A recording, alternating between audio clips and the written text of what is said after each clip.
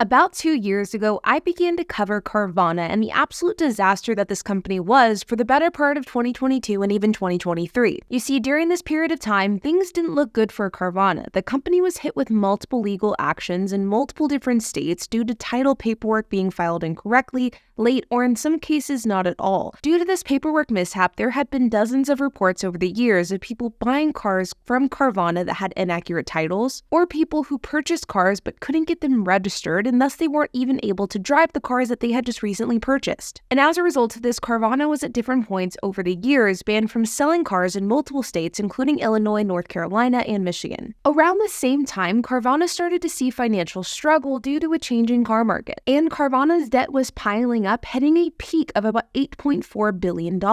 And as we approached the end of 2022 and the beginning of 2023, it looked as though a Carvana bankruptcy was on the brink of becoming a reality, with Carvana debtors signing a poison pill agreeing that all debt holders would agree to work together for the betterment of the company rather than for their own interests. And this poison pill was a clear indicator that at the very least, bankruptcy was being discussed by Carvana, if not heavily considered. Now again, this was going on throughout 2022 and the beginning of 2023. And around this time, many people, including myself, were betting on the fact that a bankruptcy for Carvana was imminent. But last week, Carvana reported Q4 and 2023 earnings, and I've got to admit that they've proved me wrong. And the results are extremely shocking. Now, who would I be if I made a series of videos, one of them being the best performing video on my channel ever, talking about how poorly a company is doing and not make a follow-up on that same company whenever they seem to turn things around? And so in this video, I not only want to talk about Carvana's earnings for Q4 of 2023 and 2023 as a whole, but I also want to talk about how Carvana was able to turn things around despite the fact that direct competitors like Shipt and Vroom have closed their doors. But first, let's talk about the earnings.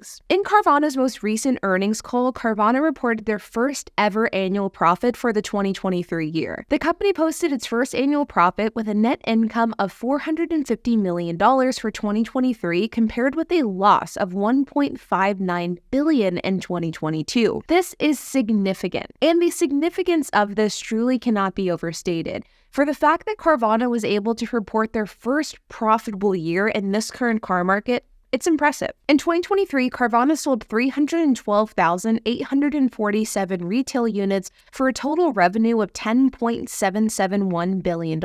What's really interesting is that the number of cars that Carvana sold from 2023 to 2022 actually declined quite a bit. Carvana sold 412,296 units in 2022, and during this period of time, they made $3,022 per vehicle, and in 2023, they sold 312,847 vehicles, with a gross profit per unit of $5,511, which was a $2,489 year-over-year increase. So between 2022 and 2023, Carvana actually sold about 100,000 less vehicles, but they were also able to increase their profit per vehicle so much that it brought Carvana to profitability. There was an extreme shift from 2022 to 2023 that brought Carvana from a place of extreme losses to a place of profitability for the first time. And of course, this probably begs the question of what brought this shift on. How was Carvana able to so drastically change their financials in a relatively short period of time, especially in a car market that is causing issues for even the largest automotive players? Well, the first reason, and arguably the largest, is debt restructuring. A huge pivot for Carvana in 2023 was restructuring debt, and in the summer of 2023, Carvana restructured their debt in what was called a debt swap. This reduced Carvana's overall debt by $1.3 billion, but it also gave Carvana more flexibility with their debt. In this debt swap, which 96% of Carvana debtors agreed to, the participating note holders exchanged about $5.5 billion in unsecured bonds with maturities ranging from 2025 through 2030 for roughly $4.2 billion of senior secured notes that come due starting in 2028 through 2031. The interesting thing is that not only did this debt swap reduce the amount of debt that Carvana had, but it also saved Carvana about $455 million in interest payments in 2023 and in 2024. And what was Carvana's net income income for 2023? Well, it was $450 million.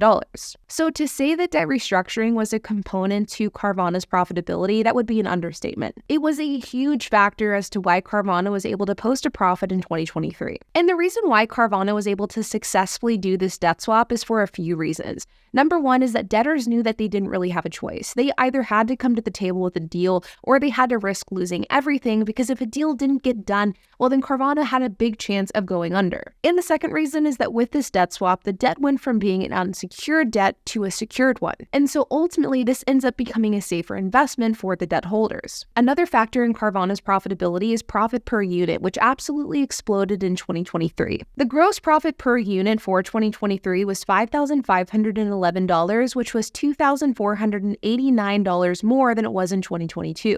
And according to Carvana's own earnings call, how they were able to do this and increase profit per unit really comes to refining their purchasing and selling process. Carvana stated that throughout 2023, they sourced and sold over 250,000 retail units directly from customers in 2023. And while Carvana didn't say this in their earnings call, I'm willing to bet that part of this refinement process also had to do with titling paperwork correctly and working through the kinks and issues of having paperwork delayed, missing, or inaccurate. Because I know that for myself, throughout 2022, I saw a ton of complaints about Carvana missing paperwork deadlines. But in 2023, I really didn't hear about this happening at all, and so I know that this is something that Carvana has most likely been working on. In addition to that, Carvana also lowered the average days to sale in Q4 by 70 days from the peak in Q1 of 2023. So between Q1 of 2023 and Q4 of 2023, Carvana reduced the amount of time it took from buying a car to selling it by 70 days, which is huge. Carvana also reduced average delivery time by 25%, they reduced average delivery miles by 30%, and they launched same-day delivery in 10 markets. So Carvana has been able to increase margin by tightening the turnaround time from buying a car to selling a car, but also by tightening the operations surrounding sales as well. Not delivering cars too far, delivering cars quickly, and selling cars faster as well. But of course, we have to talk about what this means in the context of Vroom and Shift, which are two direct competitors to Carvana that recently failed, but we also have to talk about what this means for the car market as a whole. Now, Carvana has one thing that Shift and Vroom did not, and that is investors and debt holders. Both Vroom and Shift closed their doors because they couldn't get investors to cover operational expenses long enough to turn things around. And as a result, those two businesses closed. And this is something that Carvana has that's playing to their advantage. Because Carvana is such a larger player in this space, significantly larger than both Vroom and Shift ever were, they have the money in the backing in order to keep operations going even when they were losing an astronomical amount of money. And this has hopefully carried Carvana to where they are today and moving forward where they are actually making a profit. Now, of course, time will tell and we'll have to see if profitability actually continues,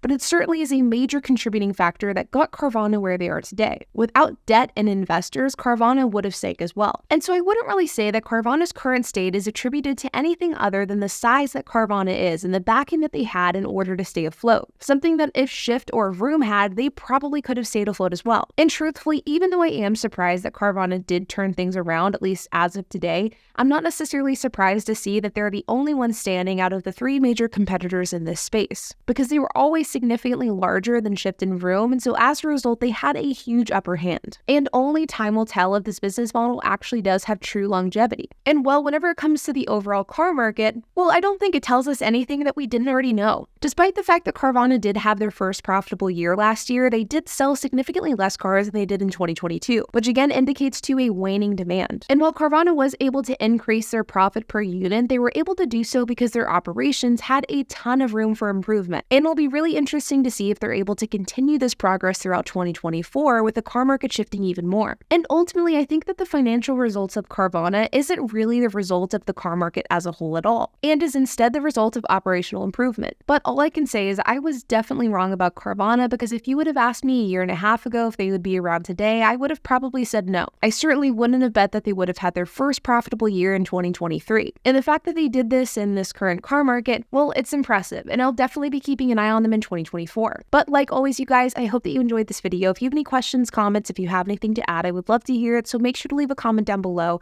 And while you guys are at it, make sure to hit the like button, hit that subscribe button, and hit the notification bell, and I will see you guys in the next video.